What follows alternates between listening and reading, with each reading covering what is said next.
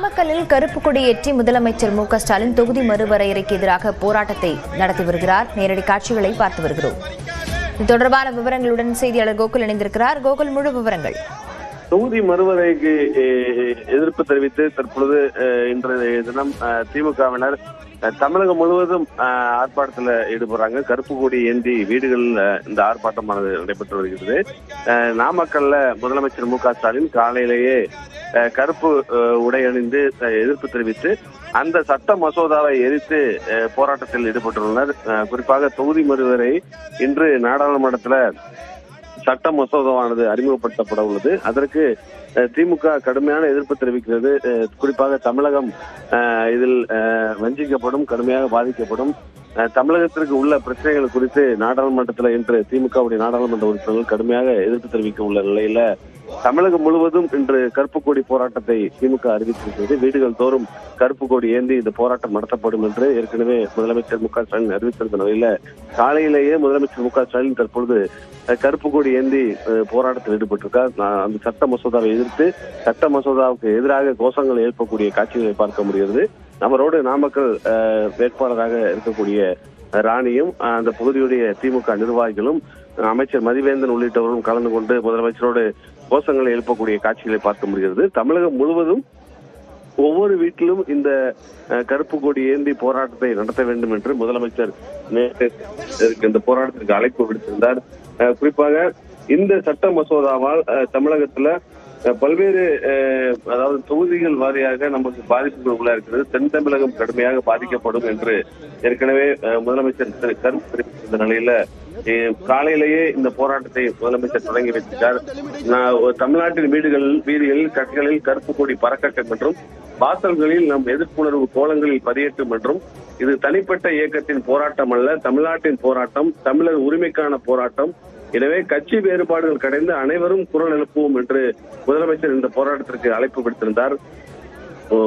நாம் குரல் எழுப்ப மறுத்தால் நாடாளுமன்றத்தில் நமது குரல் மதிப்பற்று போய்விடும் என்றும் இந்த போராட்டத்துக்கு தேவையான கருப்பு கொடிகள் ஒவ்வொரு வீட்டிலும் ஏற்றப்பட வேண்டும் என்று முதலமைச்சர் நேற்று இந்த போராட்டத்திற்கு அழைப்பு விடுக்கும் வகையில் பேசியிருந்தார்.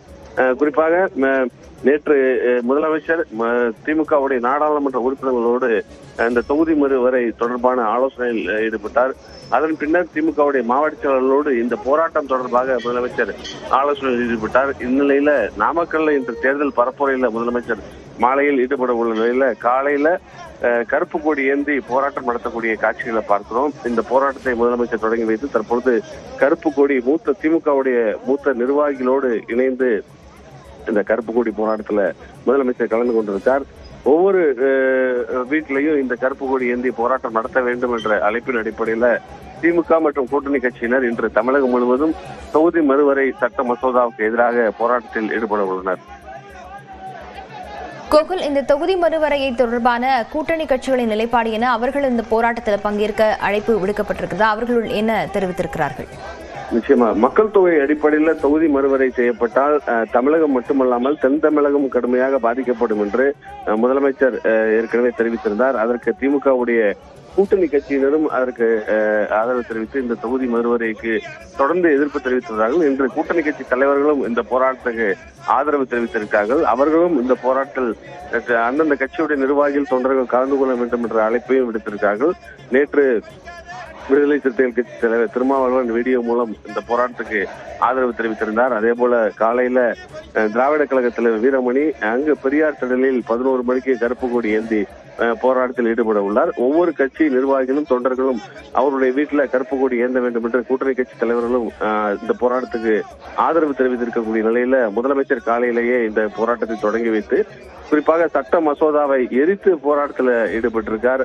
1960 நடைபெற்ற போராட்டத்தை போல தமிழகத்துல இந்த தொகுதி மறைவரை சட்ட மசோதா நிறைவேற்றப்பட்டால் போராட்டம் நடத்தப்படும் என்று பழைய போராட்டங்கள் குறிப்பாக இந்திய எதிர்ப்பு போராட்டத்தெல்லாம் நினைவுபடுத்தி முதலமைச்சர் வீடியோவில் பேசியிருந்த நிலையில காலையிலேயே சட்ட மசோதாவை எதிர்த்து கடுமையான எதிர்ப்பு தெரிவிக்கும் வகையில தொகுதி மறைவரை சட்ட மசோதாவை எதிர்த்து தன்னுடைய எதிர்ப்பை பதிவு செய்திருக்கார். இந்த மசோதாவுக்கு எதிராக தொடர்ந்து முழக்கங்களையும் முதலமைச்சர் எழுப்பக்கூடிய காட்சிகளை பார்க்கிறோம். இன்று கூட்டணி கட்சியுடைய தலைவர்கள், நிர்வாகிகள் இந்த போராட்டத்தை அங்கங்க பிரச்சாரம் செய்யக்கூடிய இடங்கள்ல கலந்து கொள்ள இருக்காங்க.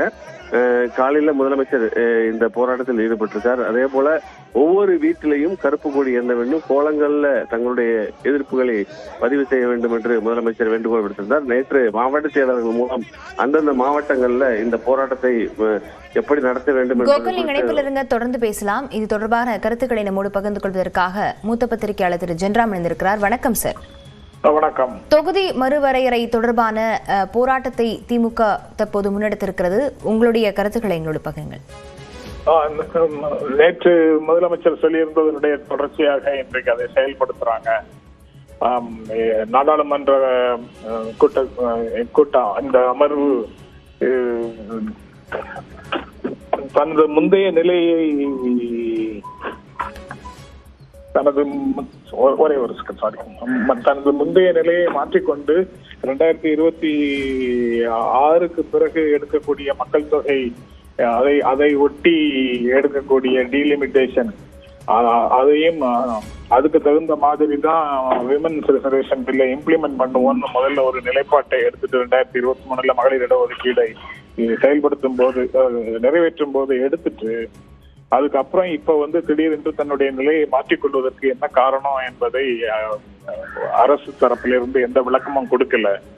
இதை டீலிமிட்டேஷன் ஏற்கனவே 84வது அரசமைப்பு சட்ட திருத்தத்தின் படி இப்ப 2026 மக்கள் தொகை கணக்கெடுப்பும் அதற்கு பிறகு டீலிமிட்டேஷனும் வருங்கிறது நல்லா தெரிஞ்சுதான் ஒரு வருடத்திற்கு முன்பே முதலமைச்சர் மற்ற முதலமைச்சர்களையும் அழைத்து இங்கே ஒரு கூட்டத்தையும் நடத்தி ரெசல்யூஷன் போட்டிருந்தாரு. அதுக்கப்புறம் பிரதமருக்கு கடிதமா எழுதியிருந்தாரு. அதுக்கும் எந்த விதமான விளக்கமும் ஒன்றிய அரசிடமிருந்து வரவில்லை. இப்படிப்பட்ட ஒரு சூழல்ல தான் இப்போ அது நெருக்கடியாக நிக்குது, ஆபத்தாக நிக்குது. இப்போதும் எந்த விஷயத்தையும் ஷேர் பண்ண மாட்டேங்கிறாங்க, ஓப்பனா இருக்க மாட்டேங்கிறாங்க. இந்த எல்லா இடத்துலயும் தான் மக்களுடைய கவனத்தை ஈர்ப்பதற்காகவும் மற்ற அரசின் கவனத்தை ஈர்ப்பதற்காகவும் போராட்ட அறைகூவலை முதலமைச்சர் நேற்று விடுத்தார். அதை இன்று அவரே முன்னின்று நடத்தி கொண்டிருக்கிறார் அப்படிங்கிறது ரொம்ப ரொம்ப நல்ல செய்தி. தமிழ்நாடு இந்த பிரச்சனையில தீவிரமான பார்வையை கொண்டிருக்கிறது, உண்மையான அக்கறையை கொண்டிருக்கிறது என்பது எல்லாமே முதலமைச்சருடைய பேச்சிலையும் செயலையும் வெளிப்படுகிறது. முதலமைச்சர் களத்துல இறங்கி நிற்கிறாரு அப்படின்னு சொல்லும் போது கேடர்ஸ் எல்லாரும் இன்று முழுக்க தங்களுடைய நிலையை உறுதி செய்வார்கள். மக்களும் தங்களுடைய ஆதரவை வெளிப்படுத்துவார்கள்.